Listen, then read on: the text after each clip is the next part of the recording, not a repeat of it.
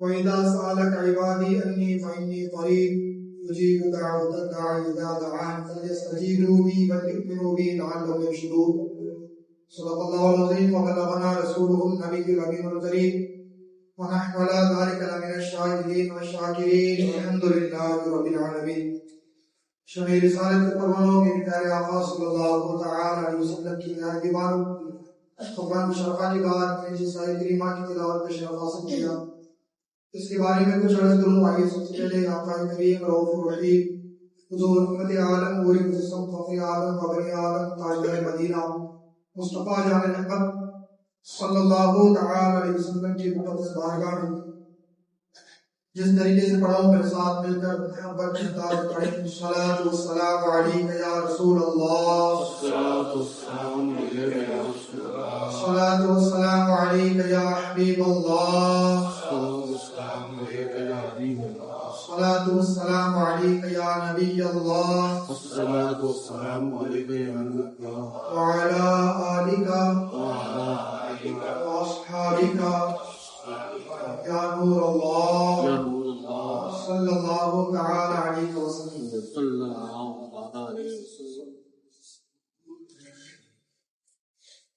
میرے قریب سے گھر قطرہ کسی نے مانگا، میرے قریب سے گھر قطرہ کسی نے مانگا، دریا بہا دیے ہیں دوڑے بہا دیے، دریا بہا دیے ہیں دوڑے بہا دیے. دوا کی تلاش میں رہا دعا کو چھوڑ کر، دوا کی تلاش میں رہا دعا کو چھوڑ کر، میں چل نہ سکا دنیا میں خطا کو چھوڑ کر. دوا کی تلاش میں رہا دعا کو چھوڑ کر، میں چل نہ سکا دنیا میں خطا کو چھوڑ کر. حیران ہوں میں اپنی حسرتوں پر بے اقبال، حیران ہوں میں اپنی حسرتوں پر بے اقبال. ہر چیز خدا سے مانگ لی مگر خدا کو چھوڑ کر، ہر چیز خدا سے مانگ لی مگر خدا کو چھوڑ کر. میرے پیارے آقا صلی اللہ تعالی علیہ وسلم کی تعظیم. اللہ کریم قرآن پاک ارشاد فرماتا ہے وَإِذَا سَأَلَكَ عِبَادِي أَنِّي فَإِنِّي قَرِيبٌ أُجِيبُ دَعْوَةَ الدَّاعِ إِذَا دَعَانِ فَلْيَسْتَجِيبُوا لِي وَلْيُؤْمِنُوا بِي لَعَلَّهُمْ يَرْشُدُونَ. یہ آیت کریمہ کیوں نازل ہوئی، اس کا شان نزول کیا ہے، نازل ہونے کی وجہ کیا ہے، اس کے بارے میں تفاسیر کے اندر مفسرین حضرات نے بیان فرمایا کہ صحابہ کرام رضوان اللہ تعالی علیہ اجمعین حضور صلی اللہ تعالی علیہ وسلم کے پاس آئے اور اللہ تبارک و تعالیٰ کے حوالے سے سوال کیا کہ اللہ تبارک و تعالیٰ کہاں ہے. یاد رکھیں اللہ تبارک و تعالیٰ ادھر ادھر یہاں وہاں اوپر نیچے اندر باہر ان تمام چیزوں سے پاک. اللہ کے لیے ہم یہ نہیں بول سکتے کہ معاذ اللہ اللہ یہاں ہے وہاں ہے، اللہ اوپر ہے. ہم عام طور پر اوپر والا جانتے ہیں، اس اوپر والا جانتے سے پرہیز کریں بولنے سے. اللہ کو اوپر والا بھی نہیں کہہ سکتے، اللہ کو ادھر ادھر کے حوالے سے بھی نہیں بول سکتے، اس لیے کہ اللہ تبارک و تعالیٰ کے ساتھ تمام سبتوں سے پاک ہے. بس وہ ہیں کیسے ہیں اس کی شان کے مطابق ہو جاتا ہے. تو صحابہ کرام رضوان اللہ تعالی علیہ اجمعین حضور کے پاس آئے اور عرض کیے کہ اللہ کہاں ہے. تو اس وقت اللہ تبارک و تعالیٰ نے یہ آیت کریمہ نازل فرمائی وَإِذَا سَأَلَكَ عِبَادِي أَنِّي فَإِنِّي قَرِيبٌ. اے محبوب یہ لوگ آپ سے میرے بارے میں سوال کرتے ہیں کہاں ہیں، تو آپ فرما دو أُجِيبُ دَعْوَةَ الدَّاعِ إِذَا دَعَانِ فَلْيَسْتَجِيبُوا لِي وَلْيُؤْمِنُوا بِي لَعَلَّهُمْ يَرْشُدُونَ. آپ سے سوال کریں تو بے شک میں نزدیک ہوں، میں دعا کرنے والے کی دعا قبول کرتا ہوں. جب وہ مجھ سے دعا کرے تو انہیں چاہیے کہ میرا حق مانیں اور مجھ پر ایمان لائیں تاکہ میں انہیں ہدایت عطا فرماؤں۔ آپ سے پوچھتے وہ کہاں ہے؟ محبوب تم فرما دو تم جہاں رہ کر کے تم اپنی اللہ کو پکارو گے، اپنے اللہ سے دعا کرو گے، وہیں اللہ تبارک و تعالیٰ تمہاری پکار کو سن لے گا، تمہاری دعا کو اپنی بارگاہ میں قبول فرما دو۔ تو پتہ یہ چلا کہ ہم جہاں رہ کر کے بھی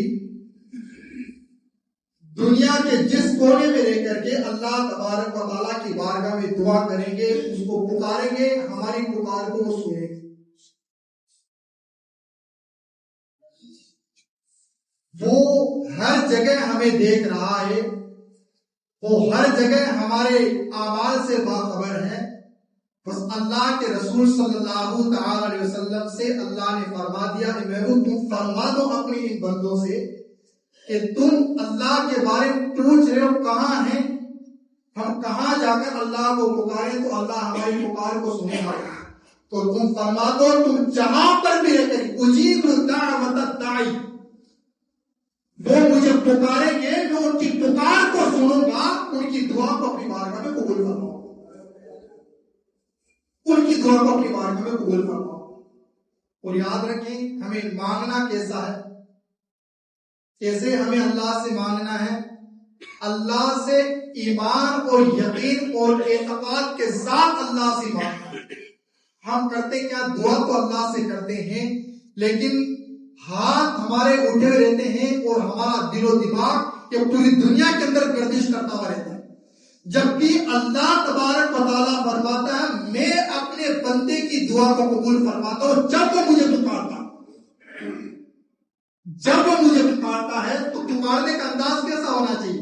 اگر میں آپ سے بات کروں اور آپ سے یہ کہوں مجھے یہ چیز کی ضرورت ہے، وہ چیز کی ضرورت ہے، اور میرا دھیان کہیں اور ہو، بات میں آپ سے کر رہا ہوں اور میرا دماغ کہیں اور لگا ہوا ہو، میں ادھر بھی دیکھ رہا ہوں ادھر بھی دیکھ رہا ہوں، تو آپ کیا کہیں گے کہ آپ دیکھ کہیں اور رہے ہیں اور بات آپ مجھ سے کر رہے ہیں، آپ کا دھیان کدھر ہے اور بات آپ مجھ سے کر رہے ہیں، تو بات بننے والی نہیں ہے۔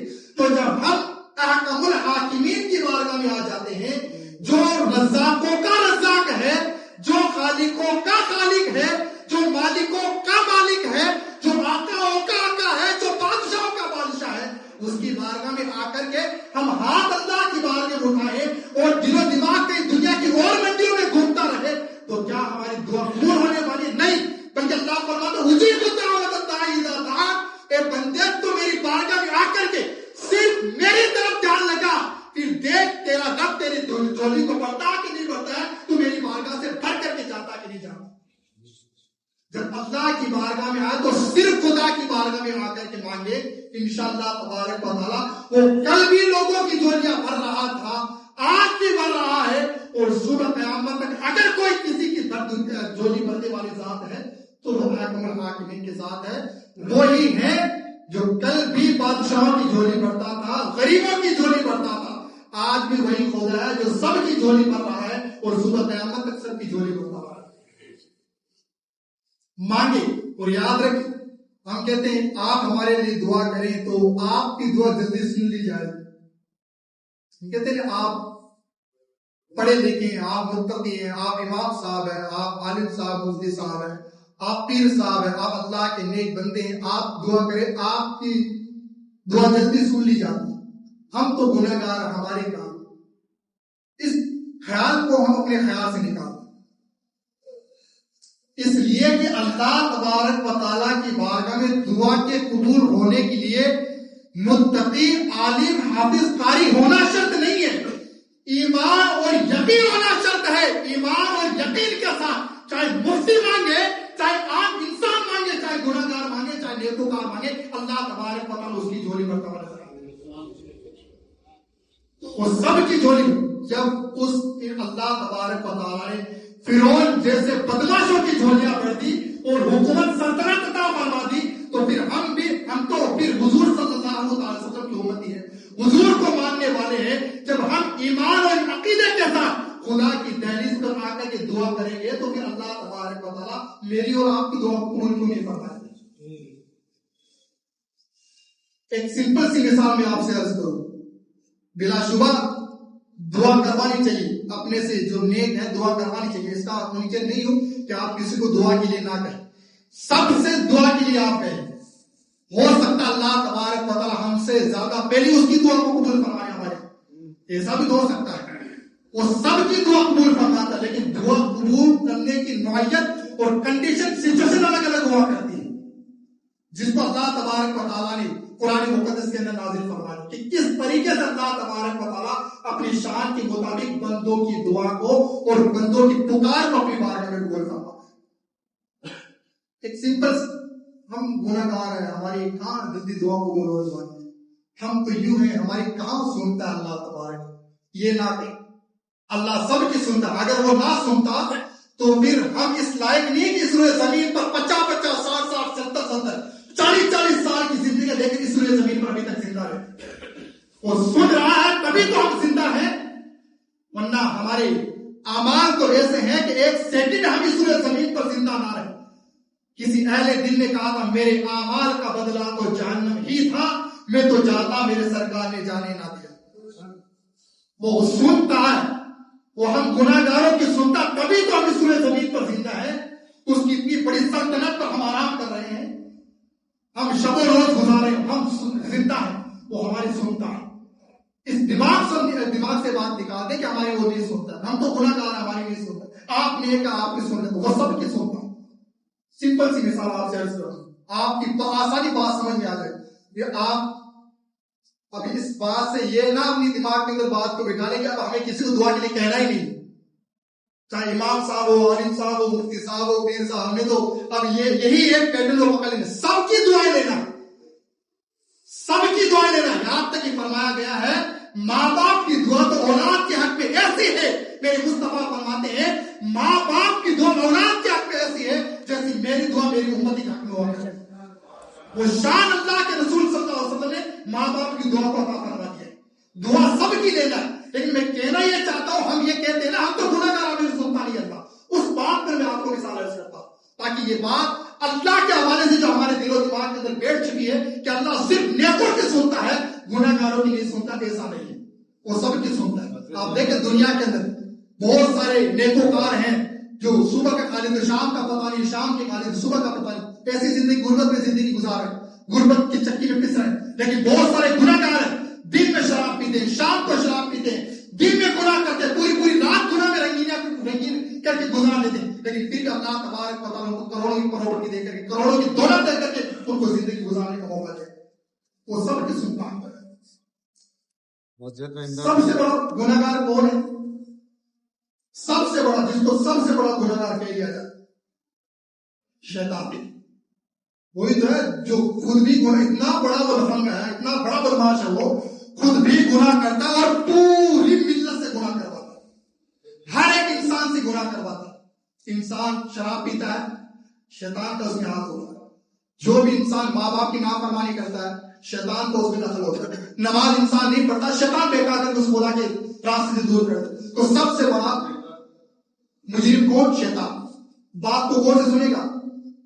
سب سے بڑا مجرم شیطان. تو جب اللہ تبارک و تعالیٰ نے شیطان کو کہا اخرج، نکل میری جنت سے نکل، جب اس کے گردن میں لعنت کا توپ ڈال دیا اور کہا نکل جا ہمیشہ ہمیشہ کے لیے تو میری جنت سے، اور تو جہنم میں چلا جا. تو جانتے ہو جاتے جاتے شیطان نے اللہ سے کیا کہا؟ ایک میری دعا کو سن لے. شیطان سب سے بڑا گناہ گار ہے، اس نے نبی کی شان میں گستاخی کی، اللہ کی نافرمانی کی. جنت میں رہتا تھا، فرشتوں کے بیچ میں رہا کرتا تھا، لیکن بدماش اتنا بڑا تھا کہ اللہ کی نافرمانی کر دی جنت میں رہنے کے باوجود. ایک نبی کی شان میں گستاخی کر دی جنت میں رہنے کے باوجود. اللہ نے کہا نکل تو میری جنت سے، تو میری جنت میں رہنے کے لائق نہیں. جاتے جاتے کہا میں جا رہا ہوں لیکن ایک بات سن لے، ایک میری دعا کو سن. کہا کیا؟ کہا مجھے ہمیشگی کی زندگی چاہیے، قیامت تک کے لیے میری زندگی، مجھے زندگی عطا کرو. اللہ نے کہا جا دے دیا. اللہ نے کیا کہا؟ جا دے دیا. پھر جاتے جاتے اس نے کیا کہا کہ مجھے طاقت بھی عطا فرما، جو میں چاہوں وہ کر سکوں، اتنی طاقت. اللہ نے کہا جا میں نے تجھے طاقت بھی عطا فرما.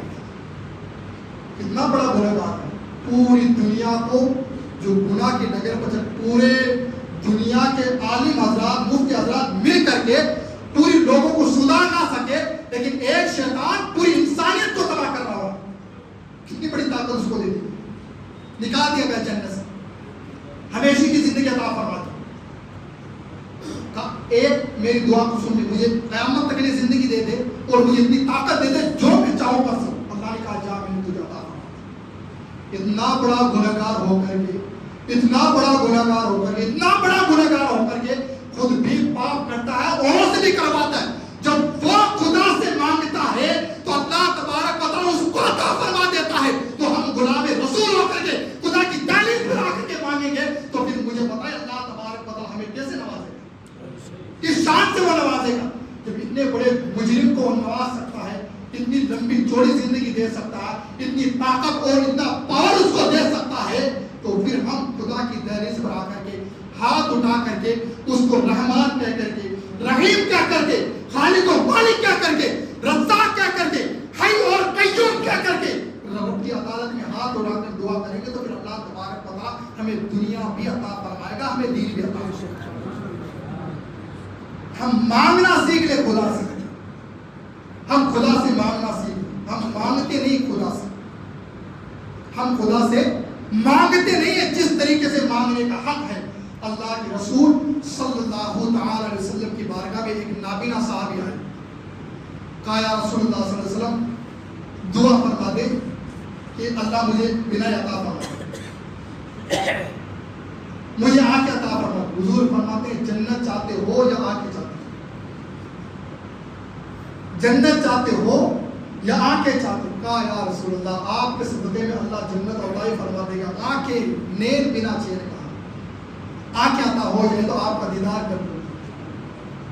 وہ صحابی تھے، انہوں نے آنکھیں اس لیے مانگی کہ آنکھیں رہے گی تو میں قرآن کی تلاوت کروں، آنکھوں سے دیکھوں گا تو مصطفیٰ کی طرح۔ وہ انہوں نے ٹی وی دیکھنے کے لیے آنکھیں تھوڑی مانگی تھی، انہوں نے دنیا کی رنگینیاں دیکھنے کے لیے آنکھیں تھوڑی مانگی تھی، انہیں تو اس لیے آنکھیں مانگی تھی اللہ کہ مجھے دے دے گا تو میں قرآن کی تلاوت کروں گا، دیکھ کر کے قرآن پڑھوں گا، مصطفیٰ کا جلوہ دیکھتا ہوں نظر آؤں۔ اس لیے انہوں نے دعا مانگی، حضور سے کہا تھا میرے لیے دعا فرما۔ اچھا ہمارا یہ عقیدہ ہے کہ اگر حضور ان کے آنکھوں پر اپنا یہ دست رحمت پھیر دیتے تو اللہ تبارک و تعالیٰ ان کو عطا فرما دیتے، ان کو آنکھیں عطا فرما دے، بینہ عطا فرما دے۔ لیکن حضور جانتے ہیں آج تو میرا یہ صحابی بے حیاتی میرے پاس آ گیا، اگر میں یہ ہاتھ پھیر دوں گا تو یہ آنکھیں عطا ہو جائے گی، لیکن کوئی ایسا فارمولا میں بتا دوں جو ابھی ہے ان کے لیے بھی ہے اور قیامت تک میرا دیوانہ آئے گا اس کو کرے گا تو اللہ تبارک و تعالیٰ اس کے صدقے اس کا بھی بیڑا پار ہوگا۔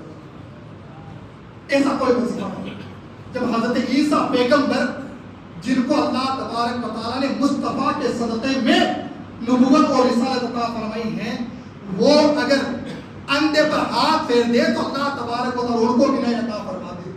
مادر ذات جو برس کا بیمار ہے، کوڑی داغ لے کر کے پیدا ہوا ہے، اس کے جسم پر اگر سرکار عیسیٰ پیغمبر اپنا دشت شفقت پھیر دے تو اللہ تبارک و تعالیٰ ان کو شفا عطا فرما دے، تو کیا پیغمبر اعظم صلی اللہ علیہ وسلم ان نابینا صحابی کے چہرے انور پر ان کی آنکھوں پر ہاتھ پھیر دیتے تو کیا ان کو عطا نہیں فرماتا؟ اللہ ضرور فرماتا۔ لیکن حضور صلی اللہ علیہ وسلم ایک ایسا قانون، ایک ایسا فارمولا، ایک ایسی دوا تجویز کرنا چاہتے ہیں جو کل بھی کام میں آ سکتی ہے، آج بھی کام آ سکتی ہے اور صبح قیامت تک کام میں آنے والی ہے۔ حضور فرماتے ہیں اب دعا کرنے کا طریقہ حضور فرمائے، دعا اللہ کی بارگاہ میں کیسی کرنی چاہیے؟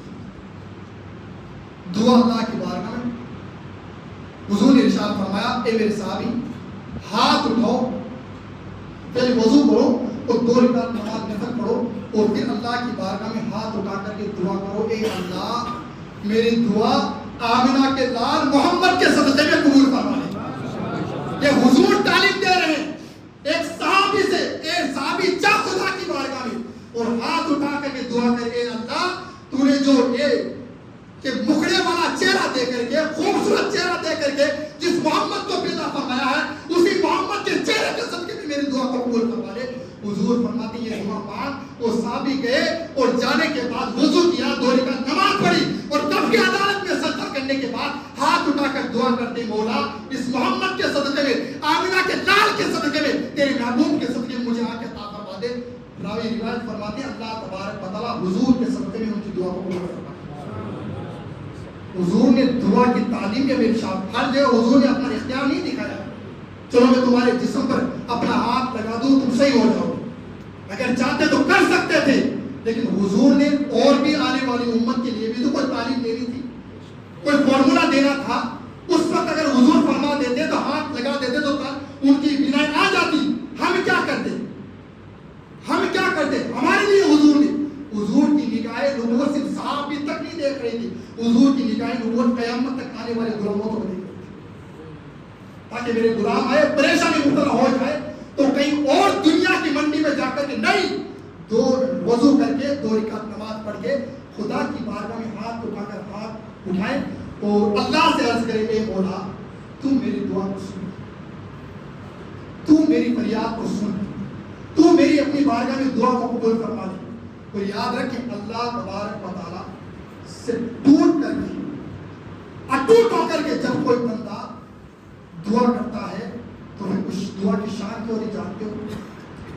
سرکار سے اعلیٰ حضرت عظیم البرکت مجھے حضور کے حوالے سے ایک شعر ارشاد فرماتے ہیں، میں تو مالک ہی کہوں گا کہ ہو مالک کے حبیب، میں تو مالک ہی کہوں گا کہ ہو مالک کے حبیب، یعنی محبوب و محب میں نہیں میرا تیرا، جو چیز محبوب کی ہوتی ہے وہی محب کی ہوتی ہے، جو محب کی ہوتی ہے وہی چیز محبوب کی ہوتی ہے۔ جب انسان اللہ کا محبوب بن کر کے دعا کرتا ہے تو پھر اللہ تبارک و تعالیٰ ایسی دعاؤں کو رد نہیں فرماتا، اور اللہ سے مانگے، کیسے مانگے؟ ایک بچہ کیسے اپنے ماں باپ سے ضد کر کے اپنے باپ کو منوا لیتا ہے، نہیں مجھے تو یہ چیز چاہیے، کبھی رو کر کے کبھی ادھر ادھر ہو کر کے اپنے ماں باپ سے اپنی ضد کو پوری کروا لیتا بچہ۔ ایک ماں سے کئی گنا زیادہ، ایک باپ سے کئی گنا زیادہ اللہ تبارک و تعالیٰ اپنے بندوں سے پیار کرتا ہے۔ ایک مرتبہ رسول اعظم صلی اللہ علیہ وسلم اللہ کی بارگاہ میں عرض کی، بولا میرے امتی کو بخش دے، میرے امتی کو بخش دے، تو اللہ نے کیا کہا؟ اے پیارے کہ آپ کے امتی میرے بھی تو کچھ لگتے ہیں، آپ کی امتی ہے کہ میرے بھی تو کچھ ہے، میں تم سے زیادہ اپنے بندوں سے محبت فرماتا ہوں، میرا بندہ مجھ سے مانگے گا کہ اس کی مانگ کو پورا کرتا ہوں۔ اب ہمیں کیا چاہیے؟ در در کی ٹھوکریں کھانے سے بہتر ہے اس ایک در پہ آ جائے اور اسی در پہ سب کی ویڈیو بنانے والی ذات کوئی ہے اللہ تبارک و تعالیٰ کی۔ کاروبار سے پریشان ہے، بیماریوں سے پریشان ہے، گھر کا کوئی مسئلہ لے لو تو پریشان ہے، ہر چیز سے ہم پریشان ہیں، پھر بھی جہاں پر پریشانیوں کا مداوع ہونے والا ہے وہاں نہ جا کر کے ہم دنیا کی اور منڈیوں میں اور دروں پر جا کر کے ہم اپنے رونا روتے ہیں، ہمارا یہ کام ہو گیا۔ پہلے اس بارگاہ میں آ جائے جہاں پر سب سے پہلے بیٹی بننے والی ہے، اس بارگاہ میں آ جائے، اس بارگاہ میں آؤ گے تو اللہ تبارک و تعالیٰ یہیں سے ہم سب کی بیٹا بنا اور دعا ضرور قبول فرمائے۔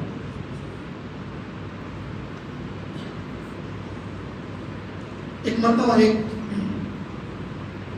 اللہ کے رسول علیہ السلام کے حدیث پاک میں فرمایا گیا، جب ایک متقی نیک آدمی، ایک اللہ کا نیک بندہ، لیکن اس میں یہ نہیں کہتا کہ گناہ گار کا مرتبہ بڑا ہو گیا، اللہ کے نیک بندوں کا مرتبہ نیچا ہو گیا، لیکن میں سمجھانا چاہتا ہوں کہ اللہ تبارک و تعالیٰ بندوں کی فریاد کیسے سنتا ہے۔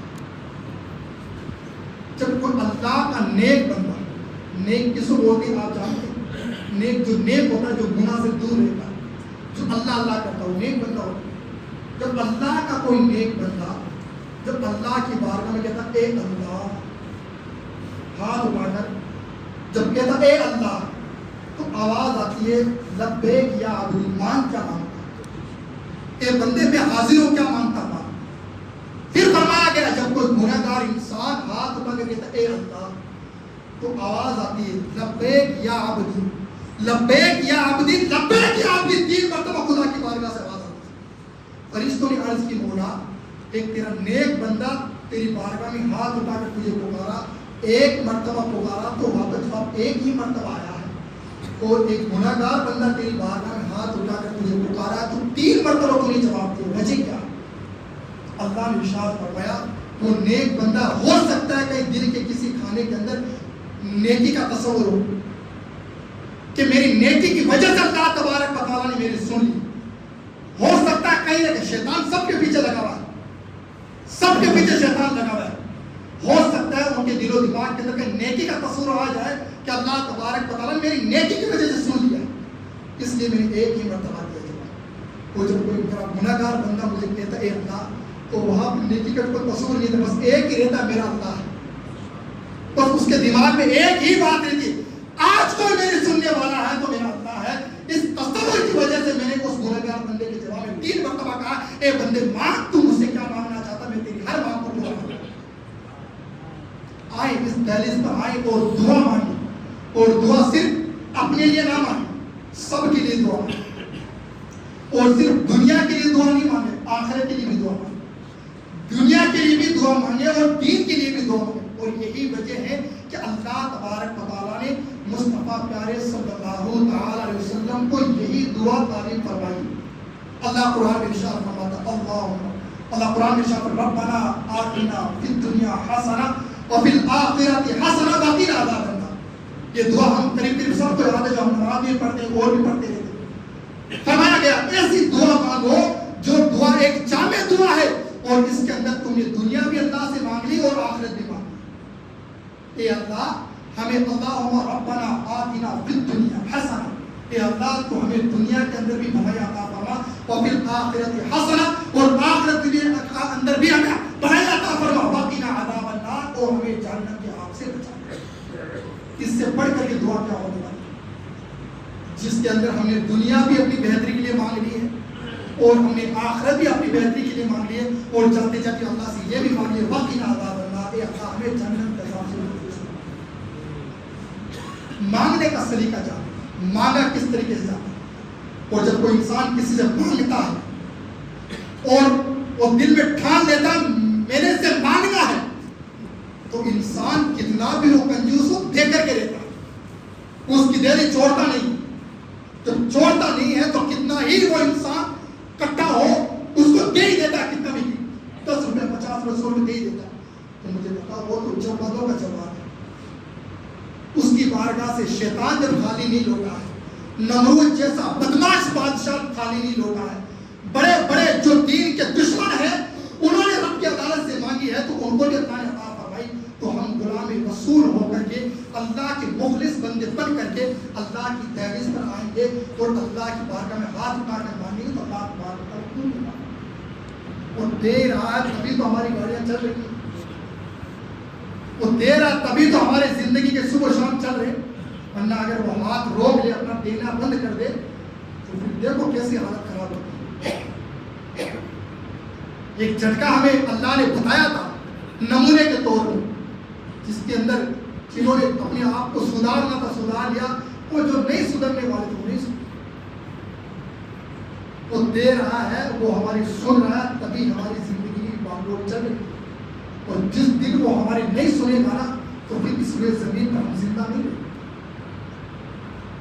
ہماری سن رہا ہے، وہ سن رہا ہے، تبھی تو ہر سال لاکھوں لاکھ کی تعداد میں دیار رسول میں جا کر حج کعبہ کے پاس جا کر یہ لوگ طواف کعبہ کرتے ہوئے نظر. کیا ان کے اندر سارے لوگ اللہ والے؟ کیا سب لوگ اللہ کے نیک بندے اس کے اندر؟ وہ سارے گناہ گار بھی تو جو اس دیار کو دیکھ رہے ہیں، کیا یہ سن نہیں رہا اللہ تبارک و تعالیٰ؟ لاکھوں لاکھ کی تعداد کے اندر ہر سال لوگ اللہ کی عدالت میں قربانیاں کرتے ہیں. کیا سب لوگ نیکوکار ہیں؟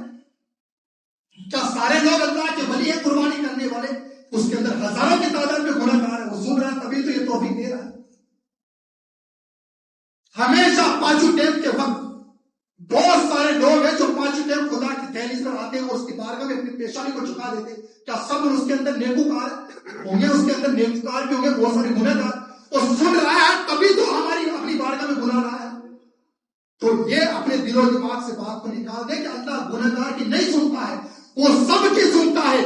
جب ہم جیسے گناہ گار سب کی سن سکتے ہیں تو جس پروردگار نے ہم سب کو پیدا فرمایا یہ شان دے کر کے، کیا وہ گناہ گار کی نہیں سنے گا؟ وہ کل بھی سنتا تھا، وہ آج بھی سنتا ہے، رسول قیامت تک سنے گا. بس یہ ہے کہ اس کی بارگاہ میں آ کر جو مانگنے کا طریقہ ہے وہ طریقہ ہم سیکھ لیں. دعا جو کرنے کا طریقہ وہ طریقہ ہم سیکھ لیں. ہوتا کیا ہے؟ دعا کرنے والے دعا کرتے رہتے، ہم بالکل جمعہ کی بالکل تو جمعہ کی دعا ہوتی رہتی ہے، بس چند ہی لوگ آمین بول دیں. اس آمین کی بہت بڑی فضیلت ہے. آمین بولا کیجئے دعا کے اوپر.